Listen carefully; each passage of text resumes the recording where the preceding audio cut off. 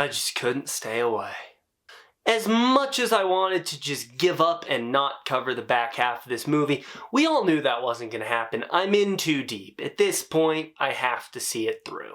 That said, if you have not seen part 1, please go watch that before watching this video, because this is only half of the movie. You need to go see me talk about the first half of the movie. So the link to part 1 will be in the pinned comment, and if you missed any other of my Transformers videos, those will all be in the description as well. This is my final Bayverse video. It has been about a year since I made the first video when I was just bored on a Saturday or whatever day it was and decided to make a video talking about a movie I really enjoy. I had no idea that video was going to blow up. In fact, I didn't know if anyone was going to watch that video. But that led to me making this entire series that you guys have seemed to enjoy. So I want to start out by thanking all of you before we get into the video. And so to quote the great Thorin Oakenshield, will you follow me? One last time. So without further ado, let's cap off the Bayverse and talk about the back half of Transformers: The Last Knight. Where we left off in part 1 was the scene where Sir Edmund Burton tells Cade Yeager and Vivian Wembley about the secret history of Transformers and the Order of the Witwickens. And that scene is what led to me, quite professionally, ending the video. You know what? No, fuck it! I'm done! I'm not doing this! Which means we get to pick up with a scene that's not much better, but it does start off with an amazing piece of world building. The castle that Anthony Hopkins and Cogman live in was built around the original round table where the Knights of Camelot all sat. And it's clear that when it's things like this, this is the movie that Michael Bay is actually interested in making. Because there's some amazing imagery here, and the movie actually slows down. Not for very long, but it slows down and breathes for just a little bit. Basically, there were the 12 Knights of the Round Table that we're all familiar with, but who stood behind them were the 12 Knights of Iacon. And they worked together, they fought together, and they learned from each other. 12 alien knights who saw in Camelot what the human race could be at its finest. A race of honor. This should have been the entire movie, because this is awesome, but unfortunately, it's not. Instead, it's followed by the explanation as to why Cade and Vivian are the ones who go on this adventure. And Anthony Hopkins starts out by explaining that which we all knew an hour ago, that Cade Yeager was chosen to be the last knight of Iacon. Well, not him specifically, but because of all the qualities he has. He has the qualities of a knight. Qualities of a knight: purity of heart, valor, honor, virtue, integrity. Makes sense. Those are all things that we've known Cade Yeager to have in the past, so it makes sense that... Hold on. What's that? There's another quality? And most importantly, is he chaste? Yes, this movie is going to grind to a halt so that they can shove down our throats some more that Cade and Vivian are going to get together by the end of this movie, and simultaneously let us know that our main character in a movie about robots hasn't had sex in a while.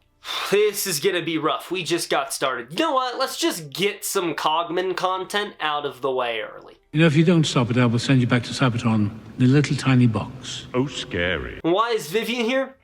No big deal. She's only the last surviving descendant of Merlin and therefore the only person who can retrieve the staff. They're really just making this screenplay up as they go, aren't they? I would like to remind you, this is all told to us. We don't learn anything naturally.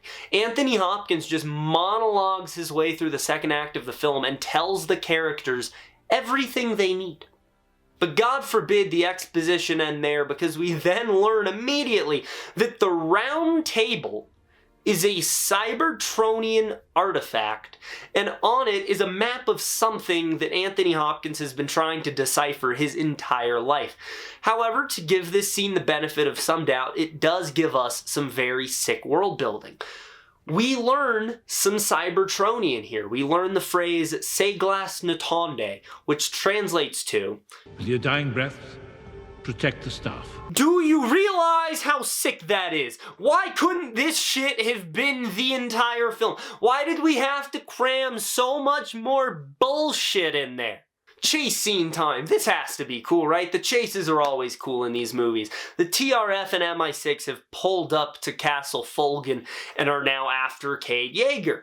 So they have to get out of there, and it opens with Hot Rod using his time-slowing gun that would be a lot cooler if they didn't reuse the soundbite of him saying, "My weapon would stop the time!" every time he uses it. I'm not kidding. They do this as if the audience needs reminding what this gun is, even though we already saw what it does. This movie hates the idea of showing us so much that even when they show us something, they still have to tell it to us. Oh my god, I was gonna get on and just talk about the chase scene, but there's some really dumb shit that happens beforehand that makes me very mad. Have you guys noticed we just started this video and I'm already in a bad mood? The first scene we get before the actual fun part commences is a scene in which Cade and Vivian go to Vivian's family home so that they can dig through her father's office to find a clue as to where the staff may be. And the entire scene, instead of focusing on that, keeps cutting back to Vivian's family listening to what's happening, thinking that Cade and Vivian are banging. Because, once again, the screenwriters think we're too stupid to put 2 and 2 together on our own that Cade and Vivian are going to end up together. Also, they learn that the answers are at the Navy Museum, but that's not really the main idea of this scene. Vivian's family thinking they're banging is the main idea of this scene. So I'm going to treat the Navy Museum in the exact same way the movie does, as an afterthought. The second scene is just... I have no words. So you know how we've been following Sir Edmund Burton for a while and it's established that he's the guy who has all the answers? Well, wouldn't it have been beautiful if he was the one who figured out what the pattern of the horns is, since that is what he's been spending a really long time doing? Yeah, it would, wouldn't it? But that's not what happens. As much as I would like to not have to talk about Simmons again because he's still at that stupid phone booth, I have to. Because Simmons is the one who solves the puzzle and tells Anthony Hopkins what the pattern of the horns is and what the solution is. So Edmund's entire reason for being in this story, all his agency in this story, is just removed by a character that has like a minute of screen time and never even leaves a phone booth. The horns all appear to be in random places, but if you were to put the world together like Pangea, as it was originally, then the horns all make a circle, and right in the center of them is Stonehenge, and so Stonehenge has some connection to Unicron.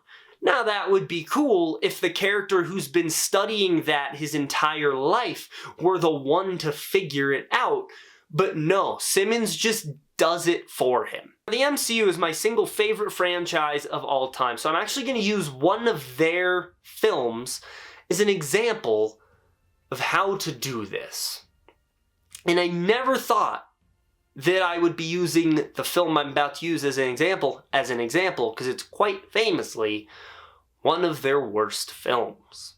In Thor: The Dark World, there's a scene at the top of the third act where all of our principal characters are in a room trying to figure out where the point of convergence is so that they can defeat Malekith and save the Nine Realms. Erik Selvig is the character who has really been studying this. He kind of went crazy after Loki brainwashed him, and he's been trying to solve the mysteries of the convergence. Now, the way they figure out where the point of convergence is going to be is that Selvig puts a map on the table, compiles all the clues they've gotten from the movie, finds all the points where there have been anomalies, and deciphers that if you were to draw a point from each of those, they all merge in Greenwich, and that's where the point of convergence is going to be. No one takes this moment away from Selvig. No one else solves it and gives the answer to Selvig. Selvig figures it out because that's the purpose of his character in this story, and that's what his arc and his journey have been leading to this entire time. Because this is basic storytelling. But The Last Knight doesn't understand this for some reason. Edmund Burton has been trying to solve this mystery forever, and solving it should have been his moment. But instead a character completely separate from the main story, who again is only in it for a minute at a phone booth the entire time, is the one who solves it all verbally. And if you want Simmons to be the one who solves it, take Edmund out of the story. Just make that character Simmons. Or take Simmons out of the story and just give Edmund that moment. Because what you have now done is taken agency away from a important character and given it to a cameo, therefore completely negating the purpose of having Edmund in the story. But then the chase sequence commences, and I vibe with almost all of it, because for the first time in the film, you really feel there is a sense of stakes and opposition. Cogman and Edmund are in a getaway car, and Cade and Vivian aren't with them because they were at Vivian's house, but now they know they need to get to the Navy Museum. So everyone needs to get there somehow, but they're all separated. So Hot Rod has to divert the cops away so that Bumblebee can get Cade and Vivian where they need to go, and while this is happening, Cogman has to get Edmund there while dealing with the cops that are behind them. And to make it all worse, they get confirmation during the chase that Barricade is there as well. So there are 3 parties all at play. This is tension, and Cogman is, as always, the best part of this entire sequence. Which reminds me, Agnes called. Wondered if you're available for a bit of a snuggle this evening. Move, bitch, get out of my way. They're all around us, and I just have so much road rage. But what should be the coolest part of this sequence is unfortunately the biggest letdown of this sequence. Because for the first time since the first movie, Bumblebee and Barricade cross paths. This is a long-awaited rematch. This is 10 years in the making. Bumblebee versus Barricade. Here we go.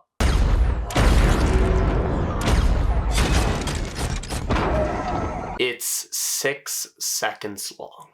And that's it. We don't see these two cross paths again. Barricade just leaves the movie. He's in one scene with Megatron and Nitro Zeus in the 3rd act at Stonehenge, but that's it. Other than that, we don't see him again. He doesn't go up to Cybertron at the end. He and B don't see each other again. He's not killed. Like, that's the rematch. In the first movie, these two had insane beef. But I can't hate every second of this movie because it does have its moments. Not many, but it has them. A scene that resonated on my rewatch of the movie for this video is actually the scene when they first get on the Alliance, which is the submarine, and Edmund says that he's simply not fit to go on this mission. He has spent his entire life waiting for this, and he wants nothing more than to go and see what he's been working towards, but he just can't do it. However, Cade most certainly can, and so he gives them Cogman, and Cade and Vivian have to continue on without him. That's really solid drama, and Edmund has a line that I really love, but I can't put it in here because Paramount would murder me with copyright. They can't stop me from reciting it, though. Everything you've done in your life, your pain and suffering, the loss of your wife, the separation from your daughter, your financial difficulties. It's all just been a journey to this very moment. So cliche. It's such a cliche line of dialogue. And then he mentions that Vivian's dad left the Alliance to Vivian and that the Alliance knows where to find the staff. Because the Alliance is a Transformer. Of course the Alliance is a Transformer. Everything in this movie is a Transformer. Although it's weird. So Edmund sent them on a mission to look for clues as to where the staff is. But this scene confirms that this entire time, Edmund has known The Alliance knows where the staff is, knows where the Alliance is, and knows that the Alliance was left for Vivian. So the entire detour that the characters just went on was pointless because Edmund had this info the entire time. You guys ready to see some reused footage? I know I am. You guys already know the shot I'm talking about. There is a very specific shot that was reused. And the reason everyone already knows the shot I'm about to mention is because it's so incredibly obvious where they reused it from. When we all saw the movie in theaters, we were all taken out of it because we noticed it was a reused shot.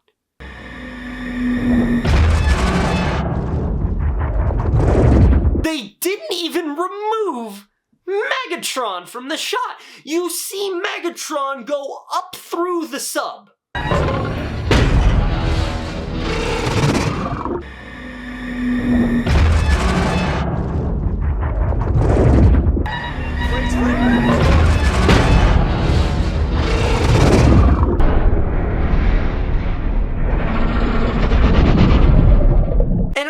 You guys didn't care anymore and had to do thousands of VFX shots, but when you decided that you were going to reuse this shot, your first order of business should have been to remove Megatron. No other work on the movie should have been done until Megatron was taken out of the shot.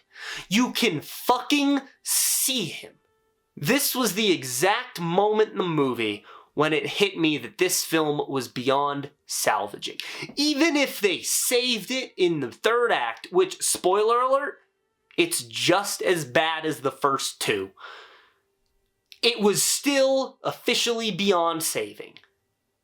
It was over. However, Cogman at least gives me some excitement because after the submarine incident, this absolute mad lad launches himself out of the submarine like a torpedo and comes back a couple minutes later holding two massive fish because he's about to make dinner. And I can promise you this is the only time in the movie when the editing works. I present to you the single funniest moment in Transformers The Last Night. I always did think it was nice that they let the movie slow down for a minute on the sub and just give the characters some time to interact. Cogman and Cade have some funny banter, and then Cogman sets up a date for Cade and Vivian, and they just kind of sit and eat dinner and chat for a bit. Now, granted, we don't see much of the chat because we have to get on with the movie, but it's at least nice that they left little moments like that in the movie. And I do think we're at a point where I can praise some stuff, because for the next couple minutes at least, I think the film's pretty good. And at this point, I'm going to take all the good I can get. To kick it off, those shots of them rising up to the Cybertronian ship are so cool. And Cade mentioning that it knows they're there and powering back up, not gonna lie, gives me chills. I just wish it had been set up better because it could have the weight that finding the Tomb of the Primes had, which is, in my opinion, still the best reveal and payoff in any of these films. That's a legitimately great moment that this movie could have reached the highs of. And I love how huge it is. Michael Bay is great with scale in these movies. It might actually be the thing he does best with these movies. And the ship is massive. Those shots of the humans going into it, and they are like microscopic in comparison to the ship. Bumblebee is microscopic in comparison to the ship. That's all phenomenal. And the music, oh my word, the music. This movie is scored in such a way where you can tell that Steve Jablonsky was writing a send-off. Michael Bay was leaving. The future of the franchise was unclear, but Steve Jablonsky was likely leaving as well and wrote this to be one more epic saga before he and Michael Bay left the franchise, and it accomplishes that. The music all throughout the film is as good as Steve Jablonsky's scores for these movies always are, but the last 45 minutes especially has some beautiful tracks to it. You really get the sense that this is the ending of a 10-year journey. He brings back Arrival to Earth at a couple moments in the film, and then in terms of original tracks, we have some of my favorites in the entire franchise. Seglas Natonde and Battlefield make this feel like the ending of an epic journey. We Have to Go, which is the song that plays over that final push against Quintessa, is a beautiful piece of music that just builds and builds and builds into this epic last little chunk. When all seems lost, a few brave souls can save everything we've ever known. And my favorite track is actually one that didn't make the cut of the film, but it's called Purity of Heart. Go listen to that one. You might shed a tear. Okay, I guess I do have to point out something dumb now because the movie can't stay good that long. Vivian touches a seal that reveals Merlin's casket, guarded by, I guess, the knights. They say that they're the knights and that the knights are guarding something. They could just be statues of the knights. I mean, the knights don't wake up until after Optimus is Optimus again, so I'm not sure, but I think it's supposed to be the knights just sleeping. But they open up the casket, and inside, there's a stick, not a staff. And Marky Mark throws it aside, throws a fit, Vivian gets upset, and they're basically upset that this entire journey has been for nothing because there is no staff of Merlin, there is, I guess, a stick of Merlin. Did they just forget that they were told that only Vivian can activate the staff? Like, obviously, it's gonna be disguised and Vivian touching it will remove the disguise. How did they forget the entire reason that the two of them specifically were sent on this mission? And to the surprise of absolutely zero people, guess what happens a minute later when Vivian touches the staff?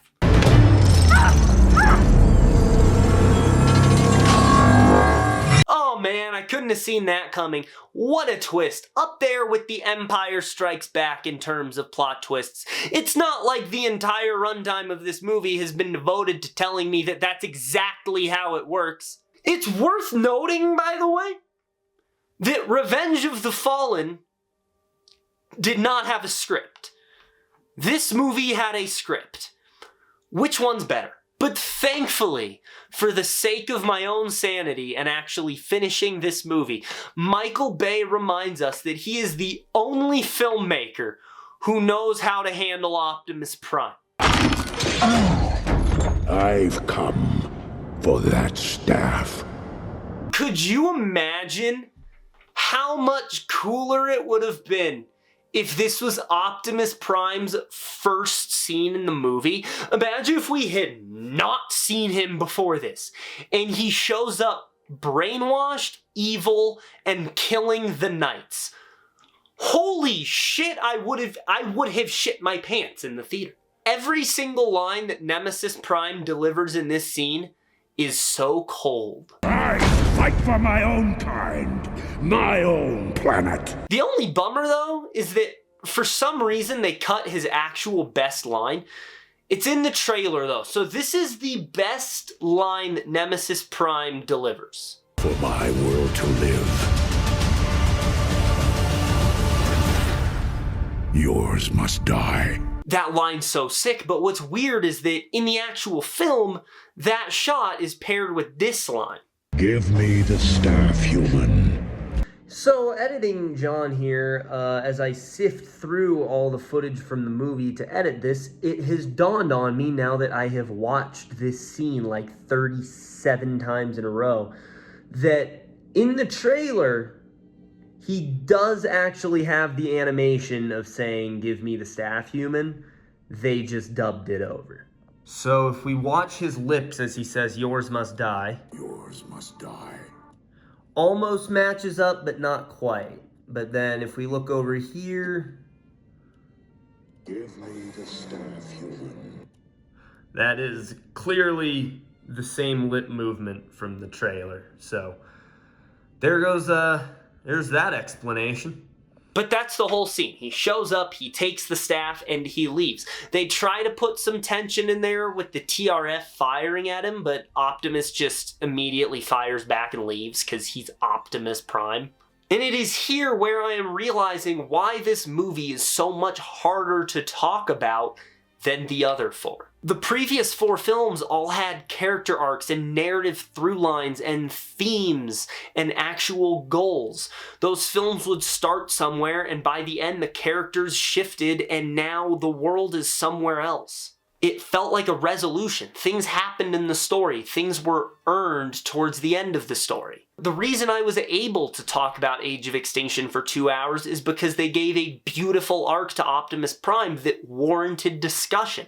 Hell, the whole reason I started this series was pretty much just because I wanted to talk about the scene when Sam dies and gets to speak to the Primes and how much of a beautiful scene that is. Because there is nothing more beautiful than a storyteller telling a story. Yet, if you look at this film, it has none of that. It is 2.5 hours of very short, usually unimportant scenes, all sloppily stitched together, so that by the end of the film, it gives the illusion that something has happened, when in reality, nothing has. We are halfway through the movie. The adventure lasted about 5 minutes, and now it's over. Everything's where they're gonna be for the third act. So far, it's just been a bunch of people standing around, talking, doing a bunch of disconnected activities that have somehow all ended up with them together. And this makes my job as someone who's trying to discuss and analyze this movie damn near impossible, because there is nothing of substance in the movie to talk about. It's why it's taken me so long to talk about this movie, and part of the reason why I had to break it into 2 parts, because I can't really do much besides just talk about what's happening in the scene. I can talk about how it could have been better, which I try to do at certain points, but the movie has nothing in it. Here's an example. In the scene where Optimus takes the staff, Bumblebee is there. He is standing right next to Optimus. Yet we don't see how Bumblebee is reacting to this until the very end of the scene. We get no emotion from Bumblebee. Bumblebee has no part to play in this scene. The entirety of the fight banks on the relationship between Optimus Prime and Bumblebee, and sure, while we got plenty of that in the previous 4 movies, this movie needs to be able to establish that relationship in its own right, yet they give us no emotion for this character before he's then sent to go fight his best friend. I don't get it. Like, how did we get here? The most logical thing to do, since you can't really have Bumblebee and Optimus interact prior to this fight, is give Bumblebee some agency in this scene. Have him step in and put himself between Optimus and Vivian and try to keep the staff away from Optimus because he noticed something was wrong, and then have Optimus go at him, get a few licks in. Bumblebee tries to defend himself, but doesn't want to fight Optimus, and because of that, Optimus just throws him aside, takes the staff anyway, and leaves. That would cause more conflict going into the actual 1v1, because you're now seeing a more reluctant Bumblebee, and also a Bumblebee who has already lost to Optimus. So that means going into this fight, you're more scared for Bumblebee than you are. Not having them interact with each other in any way negates the entire purpose of what this fight is, because they're banking on Optimus and Bumblebee being the emotional core of the story, and they don't have one interaction before the fight where Optimus is saved. I am okay with the reason they go fight, though. They don't have anyone else on hand. Bumblebee is the one who's there, and therefore Bumblebee's the one who has to go solve the problem. And I do appreciate that once he's given the mission of trying to snap Prime out of it, he doesn't hesitate and immediately goes to fulfill that mission. We have seen time and time again through this entire series that nothing is more important to Bumblebee than the mission. Once he is given an objective, he does everything in his power to accomplish that objective. Cade going after Prime, though, to help Bumblebee is stupid because he has nothing to do for that entire scene. And I get that they wanted to give the human character something to do, but in order to do that, you actually have to give him something to do. Sam running the Allspark, Sam getting the Matrix Optimus, Sam going after the Pillar, Cade providing cover fire in Age of Extinction. Even when the human character isn't successful, they always have a reason for going back and helping, because that's how storytelling works. Anyway, the moment we've all been waiting for, the fight between Optimus Prime and Bumblebee, the fight that this entire film has been marketed on, is finally here. And it is so fucking disappointing, it makes me physically angry. Not only is the titular fight 83 seconds long. Yes, I timed the fight. It is only 83 seconds. But the entirety of it was shown in the trailers. In fact, here is the entire fight cut together with trailer footage. I'm not kidding. With the exception of a couple little times they're fighting in the background and the focus is on Cade, which I did include as part of the actual fight, by the way. The entire fight is in the marketing. And also, I don't care how cool it is that these two are fighting. Bumblebee should not be able to defeat an evil Optimus Prime. Good guy, pure of heart Optimus Prime defeated Grindor, Megatron, and Starscream after they beat him within an inch of his life, and the only reason he died is because he let his guard down for a second. Now we have an evil version who should, in theory, be less merciful than this version of Optimus already is, and he should be more brutal, yet Bumblebee can somehow hold his own here. This is why Megatron should have been the main robot in this movie, because you know what would have been a much cooler fight with someone who can actually go toe-to-toe with Optimus Prime? Megatron. Or have all the Autobots go up against Prime, with him fighting all of them at the same time and winning, with B being the one who snaps him out of it. That would have worked too. But this 1v1 shouldn't have the outcome that it has. Like, sorry B, I love ya. You're losing in a second. If you and Barricade are evenly matched, you're losing to evil Optimus Prime in a second. Now, I would like to give credit to the fact that Bumblebee's voice is what snaps Optimus out of it, but there's two major issues with this. One, last time we saw Bumblebee try to talk in this movie, he sounded like Siri, and there has been no indication that Cade has been working on his voice since the adventure started. Two, it might have hit harder if Optimus and B had seen each other before in the film and he had already tried to reach out and failed. But this line is still a very powerful one. Optimus, I would lay down my life for you. But to immediately ruin that beauty, Optimus says this. Your voice. I have not heard it since Cybertron fell. Permission to speak, sir. Permission granted, old friend. So that's evil Optimus. That's the entirety of the dude that the entire movie was marketed on, redeemed in an 83-second fight after only having about 3 minutes of screen time prior to this. Somehow, the very next scene is worse. How do they keep topping themselves? So Megatron and Nitro Zeus, who have been missing from this movie ever since that junkyard fight, pull up, jump Optimus, and steal the staff. At which point, the Knights all show up and start whooping Optimus's ass because in their eyes, he's a traitor. I like this. I like that Optimus gets his ass beat here. I like it when heroes lose. That's good drama. What can I say? No complaints there. They should have beat him up for longer. We should have seen more than like 8 hits, but I'll take it. Second question, what on God's green earth is the editing here?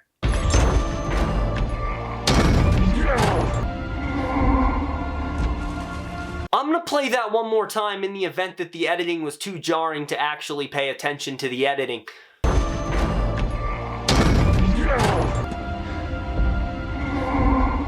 He gets knocked down, then knocked down again in the next shot, and then Cade just runs a couple inches and slides towards Optimus. Also, the knight that died at the start of the movie is here with the other knights because they needed to put robots in this scene, had the asset, and said, screw it, toss him in there. But the knights are going to kill Optimus, and Optimus has accepted this fate. He feels he deserves it, but don't worry, Optimus Prime is not going to die before the final battle of this movie, because they are finally going to answer the question of what the talisman is and what its purpose is. The head knight is going to take his sword and just guillotine Optimus. And he doesn't just swing it down at him. He spins into the move and pulls the sword up behind him. The amount of momentum that this robot now has is enough to take Optimus's head off in one swing. At least that's the impression we're supposed to get based off the fact that it goes to slow motion. There is not going to be a second hit required. And just as a reminder, an axe swing just a couple moments ago didn't do any damage to Optimus. Basically, the knight has an incomprehensible amount of force going into this swing. As he raises the sword, the talisman on Cade's arm transforms into Excalibur, the literal Excalibur, and Cade does this shit.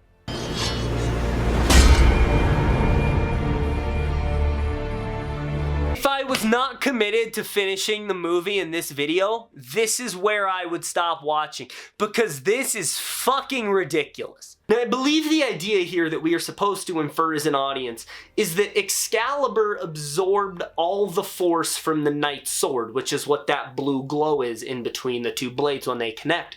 This is still bullshit, because even if hypothetically Excalibur, being a Cybertronian artifact, we know that, even if it was able to absorb all the energy, Mark Wahlberg would have to have Cybertronian levels of strength in order to hold the sword there as it absorbs all the energy.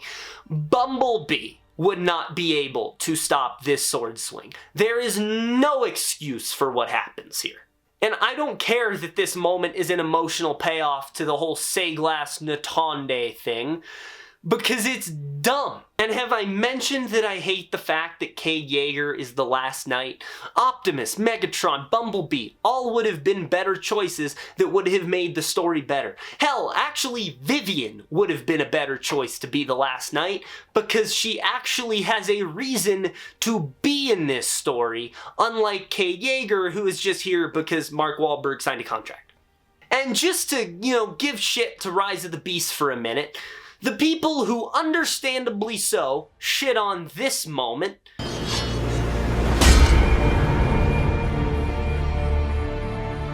for some reason don't shit on this moment. Noah. When they are, both in concept and execution, the same thing. But with that, we have finally entered final battle territory. And in my opinion, this one is the worst final battle of the entire Bayverse by a considerable margin. Which is a bummer, because the way they set up this fight is so unbelievably sick that it just makes it that much more disappointing. The plan is to put the Ospreys full of soldiers inside the Autobot ship and then have the ship lift up to the ignition chamber and then drop everyone out of it. That way they can get the altitude they need and drop Vivian right in on top of the ignition chamber. Do you realize how cool that idea is? This should have been the best one. Remember that scientist dude from the first act of the movie? Well, he's back with a plan to save the world. He basically spends the entire third act deciding that the Autobots' plan is stupid and that he is going to devise his own plan that consists of science and mathematics, and that if they just listen to him, it'll save the world. I'm sorry, Mr. Scientist, dude. When the Optimus Prime has a plan, you listen to his plan. Alright, let's take a minute to cheer up, be happy, and watch one of the greatest death scenes ever put to film. You wretched human! It's so funny. The fact that he just decides to walk right up to Megatron and just fire at him point blank instead of just hanging out with the military who's at a safe distance. And then his cane is a transformer, because of course it is. And then just to top it all off, the fact that Anthony Hopkins was clearly given no direction is just kind of looking around as Megatron shoots him. It is so perfect. And I'm so glad it's in the movie. In all seriousness though, this movie does have a true 10 out of 10 moment that comes in the form of Optimus's speech right before they all go fight, because you have to give Optimus a rallying speech before the ultimate battle. He's finally back with them, and even though he's barely been in the movie and they screwed up the Nemesis Prime plotline, his absence has been felt, and now he's finally back with the Autobots, which does make the speech all that more inspiring. And I always felt one of the coolest things about it is that he's not just giving the speech to the main characters. No, it is the Autobots, the Knights, obviously our human characters, and the TRF. All of the factions that have been at play, pretty much the entire world is who Optimus is speaking to here to inspire them to fight against Quintessa. There's a little touch I really like where the music swells specifically at this line. I will lead the way into her chamber. Really giving the feel of one last push, and it works especially so because Optimus has been brainwashed the entire movie, and now he's leading that charge against her, and the speech ends with one of my favorite Optimus Prime lines of all time. Let those who exist long after us know that this was our finest hour. Honestly, Crosshairs described it pretty well. Love that guy.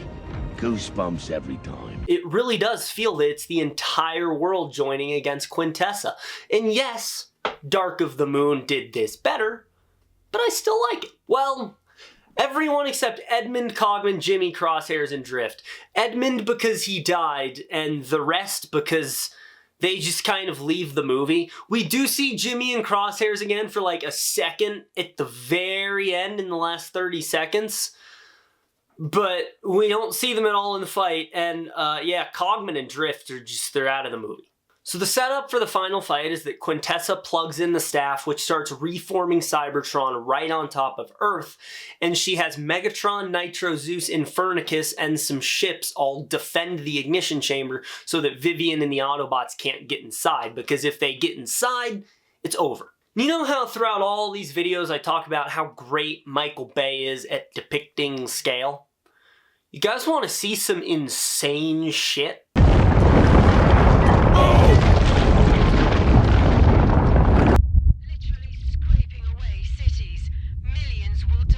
Literally everything that happens, from the speech to the Ospreys dropping onto Cybertron, which by the way I love that the final fight takes place on Cybertron, is hella cool because that's when it feels like they're making a movie, and it's everything about what made those first 4 movies special applies here. You've got the world watching helplessly at what's happening. You've got everyone gearing up. You've got the robots devising a plan. You've got these cute little character moments before they go to certain death.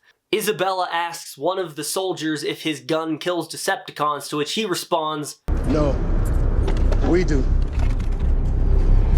And that's the hardest shit a human being can ever say. And then there's the little moment where Kate asks Vivian out, and as much crap, understandably so, that I give to this movie for shoving that relationship down our throats, it's the only time that it works for me, because 1, the payoff is pretty cool, and 2, it's the only time that the relationship doesn't feel forced. But none of those moments top the beauty and the simplicity of Cade asking for a phone so that he can text Tessa. We don't see her, we don't see a response from her. We just see him text, "Look up in the sky, I'm there for you," and he gives the phone back. That's all you need, and it is a perfect moment. Lennox saying the landing's gonna be rough because they're too high up so the Osprey's rotors can't grab. Cade giving crap to the TRF and causing them to peel off their patches and fight alongside him. Why couldn't the entire movie feel like this? This is the vibe of what made the first four so charming. When I first watched this film, I hated that Isabella went up to Cybertron with them because she's an annoying character and I don't like her. However, on the rewatch, despite the fact that I don't think she should be there or be in this movie at all, she at least does something that kind of justifies her going up there, so I'm a bit more okay with it. But still, if Isabella was just not in the movie, it'd be better, because she doesn't really have a reason to be. Seeing the Ospreys fly alongside Dragonstorm as they navigate their way through the tendrils fighting the ships on their way to the ignition chamber, all great moments. But then they land, and I have some questions. 1, why does Cybertron have grass? 2, what are they shooting at? 3, where is Optimus? We have to dissect number 3 real quick because I'm confused. Optimus takes off after his speech and flies up to Cybertron by himself. Then when they land, Lennox says, "He said he never made it!" And then Optimus flies in on Dragonstorm a few minutes later to turn the tide of the battle. Obviously, we have to have Optimus show up fashionably late because that's how it works, and we love that. But the timeline here makes no sense. What was Optimus hoping to accomplish by flying up to Cybertron by himself with no backup? And when did he get Dragonstorm? Dragonstorm has been with the Autobots the entire time. Dragonstorm airdropped in with everyone else. The Autobots have always had the dragon. So it's not like Optimus went to go get the dragon. So where was he for the start of the fight? But back to some things I really enjoy. Battlefield starts playing the moment the Ospreys land and they unload out of them. And what's really interesting about this piece of battle music is that it doesn't feel like battle music.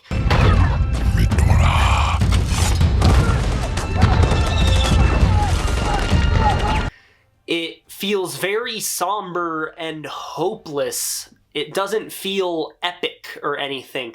The only time it ever really gets happy and upbeat is whenever it cuts to Bumblebee and Hot Rod up in the skies shooting down the ships. Look back, me! Let's kick ass! But other than that, it's kind of a sad piece of music. And the Isabella and Squeaks moment. When I say that Isabella Merced is good in this movie, this is what I'm talking about. I need you to blow that gun up! Blow it up! The reason that this almost justifies Isabella being here is because it gives Squeaks and Isabella an arc that they otherwise wouldn't have. Because this entire movie, Squeaks and Isabella have kind of been scared of this whole thing. Especially Squeaks. He's tiny. He's not built for this type of mission. And at the start of the fight, you see that Squeaks is in cover hiding the entire time while everyone else is fighting. And Isabella has been trying to keep Squeaks safe since the start of the movie. So her going up to him and saying that he has to do this mission that only he is equipped to do because no one will see him, and then Squeaks in return having to be brave and go accomplish that, gives that pair of characters an arc. So it's happy when you see him accomplish it. My cat is meowing and ruining me trying to praise this movie. What I love more than that is when he accomplishes the mission, because Michael Bay had to get an F-bomb in there somehow.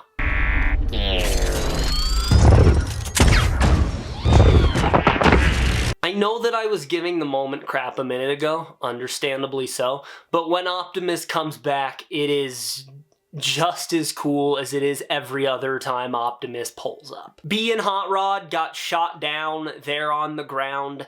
Hound can't beat Infernicus even though he's the most qualified one to do so. Lennox's team is moving, they're being pulled out. They are now losing. Megatron is winning this fight. And then this shit happens. Optimus. But again, where's he been the entire time? And yes, even though the movie completely disregards Infernicus, gives him no sense of fear at all, gives him nothing to do in the story, and then just discards him like he's nothing, I can't deny that this isn't one of the coolest takedowns Optimus has ever had.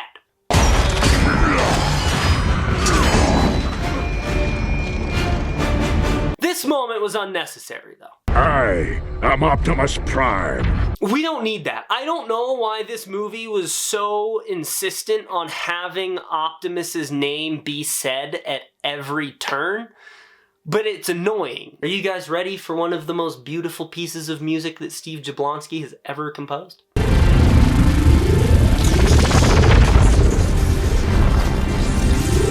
Everyone has jumped off the surface and back to Earth as the military plans their strike to swing the ignition chamber off of Cybertron. Cade and Vivian have turned back and rejoined with the Autobots in one final push into Quintessa's chamber. And the song that matches it is beautiful, powerful, and epic. Seeing Hound, Hot Rod, and Bumblebee all try to fight Megatron to no avail and he's just throwing them around is such a great way of showing Megatron's strength and setting up what could be a fantastic final fight between him and Optimus Prime. There is this, though. Stop the time! But enter Optimus Prime, who takes off Megatron's gun arm right as he's about to execute Bumblebee and makes another strike towards Megatron's head, but Megatron catches it with one arm and pins Optimus to the ground with his own sword. We were brothers once. This is their final fight, a multi-million-year rivalry. Every time they have fought has led to this one final fight back where it all began, on Cybertron. Optimus versus Megatron. One last time. Once.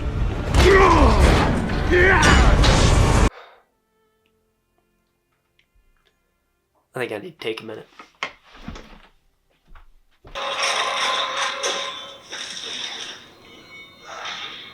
The people who made this movie, for some reason, had a massive boner for Bumblebee.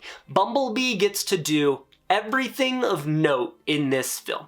He's the one going on all the special ops missions. He gets to detach and reform himself at will. He one-shot kills Mohawk. He one-shot defeats Barricade. He snaps Optimus out of it after going toe-to-toe with him in round 1. He shoots Nitro Zeus through the head. And guess which other major villain Bumblebee defeats? By the time Vivian pulls the staff out and stops Cybertron from just eating Earth, I don't care anymore. I just want the movie to be over. I stuck the time! Have I mentioned that I do not like Hot Rod? Fun fact, The Last Knight is the only Transformers movie that does not have a full-body shot of Optimus Prime transforming. Every other movie gives him one, except this one. In fact, he does not transform on screen once in this movie. He's a robot the entire time until he drives out of the rubble at the end as a truck. And then, for the speech, he's back in robot form. He never transforms. It would be the perfect moment to give him a transformation, too. Have him drive out of the rubble. I'm fine with not seeing a transformation there, because that's a cool reveal. But have him drive out of the rubble, give him a full body shot of him transforming. Our boy is back. Give us that. And then have the speech. It would make the last couple minutes of this movie so much better. I also find it funny that we only see Prime and B driving at the end. Hot Rod and Hound were in there too. What happened to them? Is it tomorrow yet? Payoff. Time for our final Optimus Prime speech of the Bayverse. At the heart of every legend, there is truth. He just says the typical Optimus Prime wisdom that's great to hear, but the scene is more focused on the actual individual moments between characters. So Isabella reunites with Squeaks because she didn't realize he was alive. And then Cade and Bumblebee have this little moment. You saved Prime. Hold up a second, B. Sure, Cade's the one who blocked the sword with Excalibur, but I'm just now realizing that Excalibur didn't come back into play after that one initial moment. But you're the one who fought his ass and saved him. Give yourself some brownie points here. The craziest part of this entire thing is that Cybertron is just attached to Earth now. Optimus mentions that the planets are joined as one and they have to work together to survive. Now, I'm not a math and science guy. In fact, those were my worst subjects in school. I sucked at them. So the point here is that it shouldn't take a genius to realize that that shit's just not gonna work. In fact, I would probably say that it's just as bad as when Quintessa was wired in. Because at least Quintessa was just gonna merge it into one planet. Now it's just like a planet with some shit falling off of it. I would go so far as to say the problem is just as bad as when Quintessa was wired in. Also, Unicron, still just chilling in the Earth, ready to transform. Megatron is still alive, and we also learn in the post-credit scene that Quintessa is still alive and is making a plan to defeat Unicron, which is already what she was doing in this movie. So the question has to be asked, what did the heroes do? Everything is exactly as it was at the start of the movie, except that now there's a second planet sticking off Earth, which is gonna make Earth's situation infinitely worse. So the heroes accomplished absolutely nothing in this film. The movie wants you to think the day was saved, but I guess the only thing that was saved was Optimus, because he's not evil anymore. But none of the major issues of the film were resolved. And then Optimus just says, "Calling all Autobots, it is time to come home." As if they did anything to warrant that. The ending's so unearned, it just happens. There's no resolution, there's no payoff, there's no character growth besides the TRF, I guess, if I had to pick something. All the villains are still around. The Autobots just leave. They just decide it's no longer their problem. But the movie ends on a cliffhanger. Even though this was Michael Bay's last one, I guess the intent was that he would end it on a cliffhanger and then someone else could come in and tell the final chapter of this story. But then this movie made no money, so they canceled the sixth one. So there's just an untold chapter to this story. I could just end the video here, call it a day. I've talked about the movie, my job is done. But I want to take some time here at the end of the video to talk about this franchise and Michael Bay. The thumbnail for this video says the words, "What could have been." I say that because by all accounts, The Last Knight could have and should have been the best installment in this franchise. The secret history of Transformers, their creator coming back to Earth with a zombie Cybertron, evil Optimus Prime, a post-apocalyptic setting, and the fact that this was Michael Bay's swan song for the franchise. This should have been where the franchise peaked, but it wasn't for one reason. Michael Bay. But not for the reason you think. A lot of people would like you to believe that Michael Bay is the reason this movie and all the other movies are bad, even though the first four aren't. Whatever the factors were through the 10 years Michael Bay was working on these movies, that all added up in The Last Knight, and the reason The Last Knight is bad is because Michael Bay had no passion left to keep making these movies. And this is not a happy tale. Michael Bay never wanted to do The Last Knight. In fact, Michael Bay never wanted to do Age of Extinction. He didn't do these two films because he wanted to, he did them because he had to. It's no secret at this point that the Transformers trilogy was something Michael Bay sought out. That first film was a passion project for him. And then after Revenge of the Fallen, he was okay leaving, but he just couldn't stay away and came back to make one more, which is, in my opinion, one of the greatest action movies ever made. But then he finished Dark of the Moon and he was ready to move on. And for a multitude of reasons, he stuck around, including but not limited to blackmail. Paramount told him that if he came back and did a fourth Transformers movie, they would fund Pain and Gain, which is the movie Michael Bay actually wanted to make. When the time came for him to do Transformers The Last Knight, he didn't want to. He wanted to be out by this point. People had warned him. Steven Spielberg, who produces all these movies, even warned him against doing 5 movies because of the burnout that would be caused by it. And burnout it was indeed. Michael Bay was sick of doing these movies. He had spent 10 years of his life on them, had to fight to get movies made that he actually wanted to make, and then he woke up to horrendous reviews and people telling him most days for 10 years that he should stop making movies because he's bad at it. Every single Transformers movie, with the exception of the first one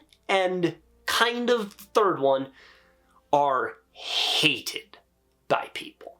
The screenwriters didn't care, the cast didn't care, hell, Mark Wahlberg even was able to negotiate out of his contract after this movie, which is probably part of the reason they canceled the 6th one.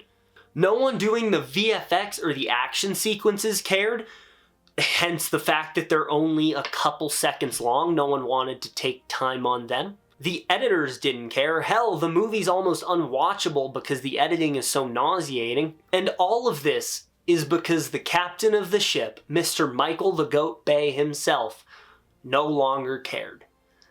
And the result is a movie that lacks heart, lacks soul, and most importantly, lacks passion. I know a lot of people like to say that Michael Bay destroyed the franchise, but if we're being honest, the franchise destroyed Michael Bay. And with that, my series on Transformers comes to an end. 5 movies, 10 years, and my childhood. And through all of its ups and downs, I would not trade it for anything. Will I talk about Bumblebee and Rise of the Beasts? Eventually, maybe, I don't know. I reckon I will, because for some reason I just can't seem to stay away. But like Michael Bay, I would like to stop with the robots. The intention of this series was to talk about the Michael Bay movies. Granted, originally it was just the trilogy and then it expanded into Age of Extinction and The Last Knight, but the point was always to praise Michael Bay and his work. So I don't know if I'm gonna do the other movies is the point I'm getting at. I can, however, give you a sneak peek at the next big video I will be working on. He'll be an outcast. I'll kill him. How? He'll be a god to them. Until then, I hope you enjoyed this ride through the Bayverse. Hope you guys have just as much fun watching it as I did making it. That's the goal. And I will see you guys at some point soon to talk about Superman.